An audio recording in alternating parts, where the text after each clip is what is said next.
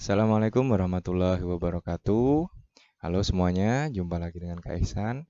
Pada kesempatan hari ini kita akan melanjutkan pembelajaran kita mengenai seri kinematika gerak ya. Nah, pada kesempatan hari ini saya akan menjelaskan kepada kalian mengenai gerak melingkar.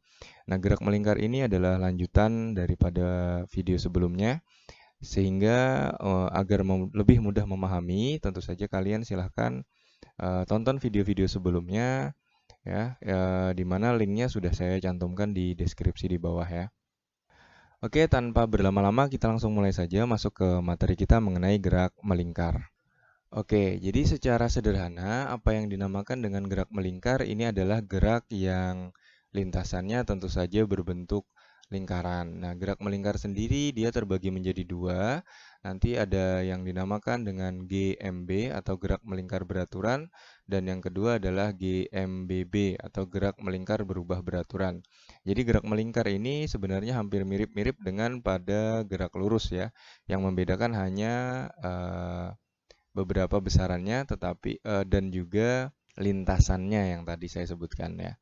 Oke, kita untuk mau lebih mudah memahami gerak melingkar, saya akan contohkan sebuah benda yang ceritanya sedang mengalami gerak melingkar. Oke, perhatikan gambar berikut ini. Baik, coba kalian perhatikan gambar berikut. Nah, dari titik pusat ini ceritanya saya ada sebuah benda ya, ini ada titik ya. Sebuah benda ini dia berada pada titik A, anggap saja ini adalah titik A, ini adalah titik B. Benda ini sedang bergerak secara melingkar, di mana dia bergerak sini pada selang waktu tertentu ya. Nah, kalau kita lihat dari pusat lingkaran, nah kita tarik garis dari pusat lingkaran ke luar sini, maka ini di dalam matematika biasa disebut R atau jari-jari ya. Nah, kemudian dari sini ke sini dia akan menempuh jarak atau perpindahan yang biasa kita sebut dengan delta S ya, sama seperti sebelumnya. Oke, karena dia berpindah dengan kecepatan tertentu, maka di sini ada yang dinamakan dengan kecepatan. Jadi hampir sama dengan yang gerak lurus kemarin. Dia punya kecepatan yang dinamakan dengan v atau kecepatan linier. Jadi ceritanya benda ini bergerak dari titik A ke titik B dengan kecepatan v. Oke, supaya lebih mudahnya kita akan tuliskan besaran-besaran yang ada pada gerak melingkar ini.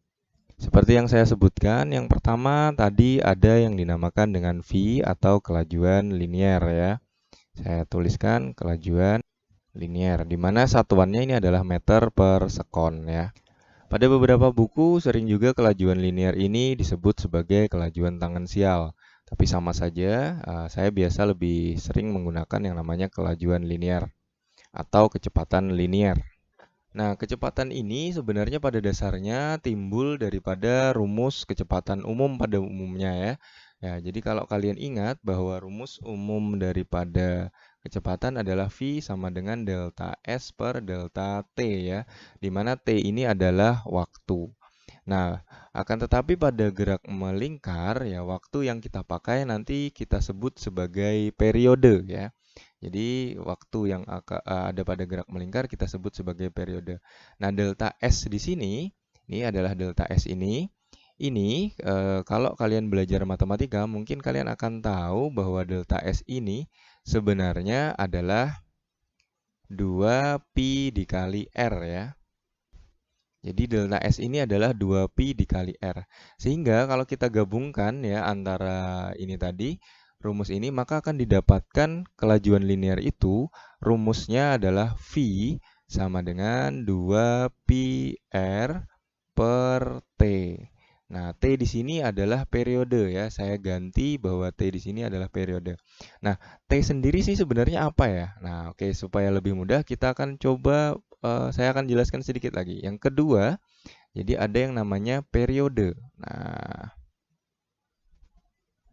Nah, yang dimaksud dengan periode sendiri itu adalah waktu yang diperlukan ya suatu benda untuk kembali ke posisi awalnya dalam satu kali putaran. Jadi periode itu bisa sederhananya disimpulkan sebagai waktu yang diperlukan untuk melakukan satu kali putaran. Nah, itu adalah yang dinamakan periode.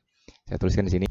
Nah, periode sendiri itu dirumuskan sebagai T sama dengan 1 per F. Oke. Nah, lalu apa sih F lagi? Nah, muncul lagi nih besaran yang ketiga. Jadi ada besaran yang ketiga, itu adalah frekuensi. Nah, frekuensi ini adalah kebalikannya nih. Nah, kalau tadi periode adalah waktu yang diperlukan suatu benda untuk melakukan satu putaran penuh. Nah, sekarang frekuensi ini adalah banyaknya putaran yang bisa dilakukan dalam waktu 1 detik. Jadi banyaknya putaran yang bisa dilakukan 1 detik itu disebut sebagai frekuensi. Saya tulis ini ya. Nah, frekuensi sendiri dirumuskan sebagai F sama dengan 1 per T. Kalau kita rangkum ya besaran ini, kita tuliskan keterangannya di sini ya. Oke, ini dia keterangannya ya. Yang pertama pi itu nilainya di matematika kalian sudah tahu 3,14 atau 22/7. V tadi kelajuan linear satuannya meter per sekon, R jari-jari satuannya meter, frekuensi satuannya hertz, periode satuannya second. Oke, apakah kira-kira cukup ini besaran-besaran yang ada pada gerak melingkar? Nah, ternyata tidak. Kalau kalian perhatikan gambar ini, ternyata ada yang kurang nih. Nah, kalau kalian lihat ya, ketika dia bergerak dari titik A ke titik B, di sini dia membentuk yang dinamakan sudut ya. Nah, dinamakan sudut atau perubahan sudut atau delta theta. Nah, dari perubahan sudut ini, kita akan mendapatkan lagi besaran lain pada gerak melingkar. Besaran apa itu namanya? Nah, kayak kita bahas sama-sama selanjutnya. Nah, dari perubahan sudut ini ada timbul lagi satu kecepatan. Nah, kecepatan yang di sini akibatnya perubahan sudut ini dinamakan sebagai besaran yang keempat ya, yaitu kecepatan sudut. Nah, sama seperti kecepatan biasa, dia juga rumus aslinya itu adalah rumus kecepatan. Nah, namun di sini kecepatan sudut ini saya simbolkan dengan omega. Jadi dia di sini ya ceritanya ya.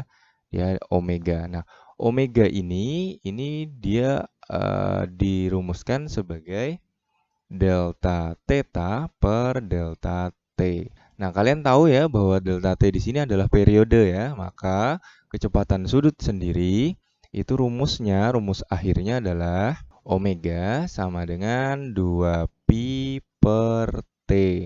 Jadi delta theta di sini sebenarnya adalah 2p ya, 2pi. Dan periodenya adalah t tadi. Kalian sudah ingat ya, kalian tahu ya bahwa T dan F itu punya hubungan, sehingga kecepatan sudut selain dirumuskan seperti ini, dia juga bisa dituliskan sebagai omega 2pi F. Juga boleh seperti ini. Kalau kita perhatikan secara seksama, sepertinya ada yang unik ya daripada kecepatan sudut dan kecepatan linear. Kecepatan sudut dia selalu di luar ini, di luar lintasan, sementara kecepatan kecepatan linear dia ada di luar sini, di lintasan ini. Sementara kecepatan sudut dia menyapu daripada sudut ini sendiri. Nah, ternyata kecepatan sudut dan kecepatan linear ini dia memiliki sebuah hubungan. Oke, hubungannya seperti apa? Oke, kita tuliskan sama-sama. Coba kita balik ke rumus sebelumnya ya, kita lihat lagi. Ini dia rumus yang tadi ya, bahwa kelajuan linear itu adalah 2πr per t. Coba kita bawa rumus ini dan kita hubungkan dengan kecepatan sudut. Oke, kita tulis ya. Nah, ini dia kecepatan linear tadi 2πr per t. Kalau kita rumuskan lagi, bisa juga ya kita tulis ya, V ini adalah 2pi ya.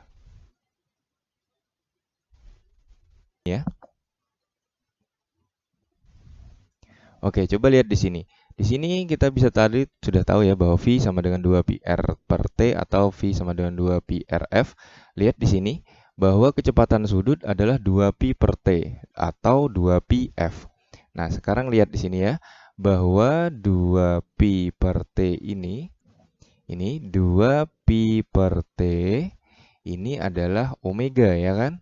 Atau 2pi ya dan F ini adalah omega juga ya kan? Nah, seperti itu. Sehingga kita bisa simpulkan bahwa V kalau kita ganti itu adalah omega dikali R ya. Nah, seperti itu ya. Ini kesimpulan kita nih. Oh, ternyata hubungan antara kecepatan sudut dan kecepatan linier itu adalah V sama dengan omega dikali R. Oke, supaya mudah keterangannya kita jangan lupa tulis ya, keterangan. Nah, yang baru cuma kecepatan sudut ya. Jadi kecepatan sudut satuannya radian per second. V tadi sudah ya, kita tidak perlu kita tuliskan ulang. Nah, seperti ini dia. Jadi bisa kita simpulkan bahwa ternyata hubungan dari kecepatan sudut dan kecepatan linier V sama dengan R omega.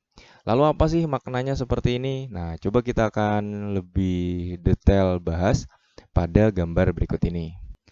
Oke, sebelumnya saya belum menyebutkan ya contoh-contoh daripada gerak melingkar. Nah, contoh-contohnya pada gerak melingkar ini banyak ya. Misalkan seperti gerak bulan mengelilingi bumi ya. Nah, kemudian bisa gerak roda ya. Roda itu juga melingkar ya. Kemudian gerak apa lagi ya? Nah, komedi putar misalkan ini komedi putar ya. Nah, ini adalah contoh-contoh daripada gerak melingkar. Nah, sekarang untuk menjelaskan mengenai hubungan antara V sama dengan omega R atau V sama dengan R omega ini tadi yang kita sebut tadi. Nah, saya akan mengambil contoh pada komedi putar. Kalian perhatikan misalkan ada komedi putar ya ceritanya ini adalah kursi ya, kursi A, kursi B dan kursi C. Nah, kalau kalian perhatikan, kursinya sih sebenarnya sejajar ya. Akan tetapi ketika dia bergerak, nah ini akan terjadi perbedaan di sini. Jarak daripada R ya, dari pusat ini ke sini, maka R dari sini ke sini ini lebih besar dibandingkan, oke, R ke C ya, jadi bisa kita sebutkan di sini ya. RC ini lebih besar dibandingkan RB, lebih besar dibandingkan RA. Jadi RA ini paling kecil, RB agak sedang, RC agak besar. Nah, apa yang mengakibatkan dari perbedaan daripada R ini? Semakin besar nilai R, jadi semakin besar nilai R ini, maka komedi putarnya dia akan bergerak lebih cepat. Ya, jadi dia akan bergerak lebih cepat. Nah, bayangkan dia untuk agar sama dia supaya sejajar ya. Misalkan di sini ya, nah ini komedi putarnya di sini. Sorry, saya ganti warnanya dulu. Nah, lihat ya, ini komedi putarnya ya, dia pada titik ini. Bayangkan untuk komedi putar C dalam waktu yang sama dia menempuh jarak segini. Sementara B ini menempuh jarak segini. Yang A baru segini. Nah, kelihatan ya, dalam waktu yang sama si C dia menempuh jarak yang lebih jauh. Itu artinya kecepatan linearnya lebih besar dibandingkan kecepatan linear pada B dan linear pada A. Jadi, kalau misalkan kalian suka pusing-pusing naik komedi putar, maka saran saya pilihlah komedi putar yang jarak dekat tempat duduknya itu dekat dengan pusat lingkarannya. Karena apa? Karena pergerakannya dia di sana jauh lebih lambat dibandingkan komedi putar yang jauh sekali dari titik pusatnya. Oke, kira-kira seperti itu ya maksud daripada hubungan antara kecepatan sudut dan kecepatan linier. Mudah-mudahan kalian bisa memahami dengan mudah materi ini. Nah, baik, sebelum saya menutup mengenai gerak melingkar, nah yang tadi itu adalah gerak melingkar beraturan ya yang saya jelaskan. Nah, saya akan menjelaskan lagi ada yang dinamakan dengan percepatan sentripetal. Nah, percepatan sentripetal ini seperti apa sih? Nah, kalau kalian perhatikan lagi kita lihat gambar ini ya. Nah, gambar ini tadi di R ya di sini ya. Ini dia bergerak dengan V ya. Nah, gerak melingkar ini eh, pada dasarnya dia adalah gerak yang arah V-nya ini selalu berubah-ubah. Nah, berubah-ubahnya V inilah disebabkan oleh yang namanya percepatan sentripetal. Jadi bisa secara gampangnya percepatan sentripetal ini adalah percepatan yang menarik seolah-olah menarik ya. Seolah-olah menarik benda ini agar jatuh ke pusatnya sehingga mengakibatkan dia terjadinya perubahan arah. Jadi ceritanya si benda ini, benda titik ini kalau tidak tertarik oleh percepatan sentripetal, dia maka akan geraknya nyelonong aja ke sana nih. Dia lari ke sana nih. Tetapi karena ada percepatan sentripetal, maka dia belok. Jadi ketika sampai di sini, dia belok nih oleh percepatan sentripetal. Ya, akibatnya V-nya sekarang ke sini. Yang tadinya lurus ke sana, dia belok ke sini. Nah, sekarang ini mau lurus lagi ke sana, dia tertarik lagi oleh percepatan sentripetal. Nah, AS lagi di sini nih, sehingga mengakibatkan V-nya belok lagi. Jadi simpelnya, percepatan sentripetal ini adalah percepatan yang seolah-olah dia menarik daripada benda ini untuk dia merubah arahnya sehingga terjadinya percepatan gerak melingkar. Kira-kira sederhananya seperti itu yang dimaksudkan dengan percepatan sentripetal. Nah, untuk mudahnya mengenai rumusnya, saya akan langsung tuliskan saja ya, rumus mengenai percepatan sentripetal. Jadi, ada dua rumus ya. Yang pertama AS sama dengan omega kuadrat R ya, atau AS sama dengan V kuadrat R. Oke, nah keterangannya saya tuliskan di sini. Nah, ini dia ya, saya tuliskan sudah keterangannya. AS itu adalah percepatan sentripetal, satuannya meter per sekon kuadrat. V kecepatan linier, omega adalah kecepatan sudut. Kemudian R tadi jari-jari ya. Oke, saya rasa cukup jelas mengenai percepatan sentripetal. Sekarang saya akan sedikit menyinggung mengenai gerak melingkar berubah beraturan. Jadi pada dasarnya ketika kalian sudah menguasai gerak melingkar beraturan, maka gerak melingkar berubah beraturan ini sebenarnya tinggal mengikuti saja. Nah, yang dinamakan dengan gerak melingkar berubah beraturan ini pada dasarnya adalah gerak melingkar dengan percepatan sudut yang tetap. Jadi kesimpulannya seperti itu sih sebenarnya. Nah, percepatan sudut sendiri itu saya rumuskan ya, saya tuliskan bahwa alfa sama dengan delta omega per delta T. Jadi ini adalah rumus dasarnya, rumus basicnya. Lalu bagaimana mengoperasikan rumus-rumus yang ada ini? Nah, kalau kalian ingat dengan gerak lurus berubah beraturan, maka sebenarnya kalian tinggal mengganti nama-namanya saja daripada gerak lurus berubah beraturan, ya. Sebagai contoh nih, saya ambilkan contoh ya. Kemarin pada GLBB ada rumus. Nah, tentu kalian tidak asing ya dengan rumus ini ya. S sama dengan V0 dikali T plus setengah AT kuadrat. Ini pasti nggak asing sekali. Nah, pada gerak melingkar beraturan, saya punya tips nih buat kalian. Nah, kalian tinggal ganti besaran-besaran ini dengan nama-nama besaran gerak melingkar. Oke, jadi perubahannya seperti apa? Ya, gampang saja. S ini adalah kita tahu bahwa theta ya. Theta berarti sementara V0 ini adalah omega 0 dikali T plus setengah alfa kali T kuadrat. Alfa ini adalah percepatan sudutnya. T-nya tetap sama ya. Sebenarnya mirip-mirip saja ya. Sama seperti rumus sebelumnya. Kalian ada pasti tentu akan ingat ini. Pasti kalian akan tahu kalau ada saya tuliskan omega T sama dengan omega 0 plus alfa dikali T. Ini pasti kalian tahu nih. Rumusnya mirip dengan apa? Nah, kalian pasti ingat dengan VT sama dengan V0 plus AT. Ini kan hampir ini sama ya. Nah, kalian tinggal mengganti nama-namanya saja. Mungkin yang terakhir ada rumus lagi ini yang pasti kalian sangat familiar ya. Nah, saya tuliskan eh, omega T kuadrat sama dengan omega 0 kuadrat ditambah 2 alfa dikali theta. Nah, kalian pasti ingat nih, rumus ini sebenarnya ya mirip-mirip dengan rumus apa nih? Kemarin VT kuadrat sama dengan V0 kuadrat plus 2A delta S ya. Nah, jadi sebenarnya ya ini, sebenarnya pada gerak melingkar, kalau kalian sudah menguasai GLBB, ya, kalian sudah menguasai GLBB ini, maka kalian tinggal ganti nama-namanya saja, maka akan selesai.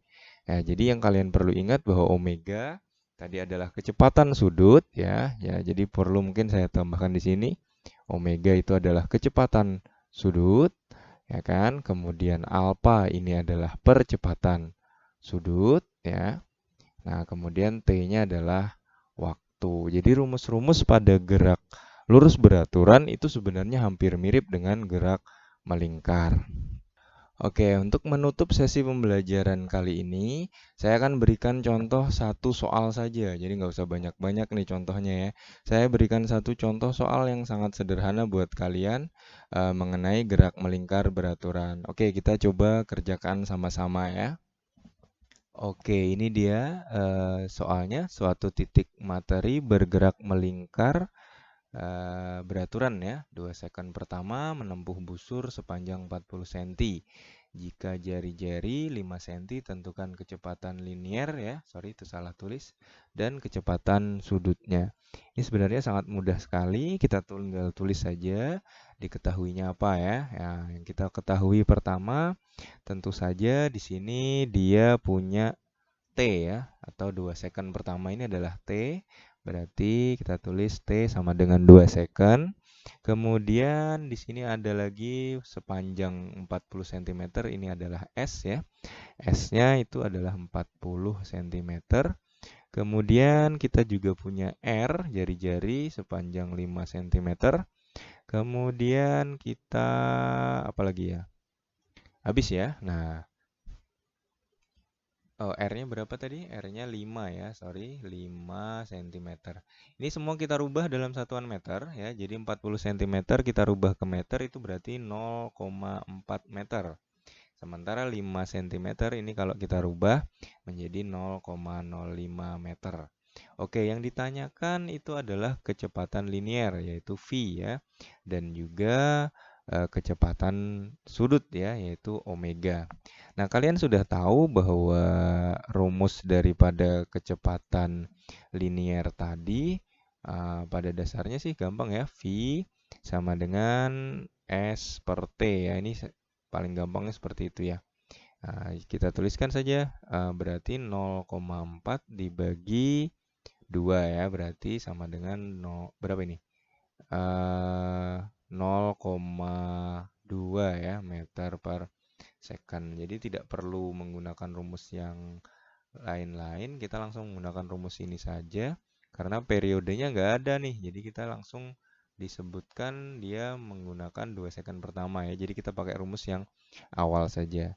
Nah, kemudian di sini juga kita ditanya mengenai kecepatan sudut. Kecepatan sudut itu W ya. Sorry, omega ya. Omega itu kan rumusnya kita bisa dapatkan dari rumus hubungan yang tadi ya, hubungan antara kecepatan sudut dan kecepatan linier. Berarti V sama dengan V per R ya. Ini didapat dari rumus yang tadi V sama dengan R dikali omega ya. Ini tinggal diputar saja, maka kalian akan dapat rumus omega V per R. V-nya kan sudah dapat nih, 0,2 ya. Nah, kita bagi dengan R, jari-jarinya berapa tuh? 0,05 ya, 0,05. Berarti akan didapatkan berapa nih? 4 ya. 4 radian per second. Dah gitu doang. Jadi kita bisa menyelesaikan ini dengan sangat mudah. Ya kira-kira seperti itu ya. Contohnya saya tidak bisa memberikan banyak contoh karena ini berkenaan dengan durasi yang sudah cukup panjang ya. Jadi mudah-mudahan kita bisa membahas nanti di video selanjutnya mengenai hal-hal apa saja yang mungkin bisa kita pahami dari gerak melingkar. Mudah-mudahan video ini akan membantu kalian dalam belajar. Meskipun video yang saya berikan ini sangat singkat sekali ya. Oke, kira-kira demikian dari saya. Tetap di rumah, jaga kesehatan selalu. Sampai jumpa lagi. Wassalamualaikum warahmatullahi wabarakatuh. Bye-bye.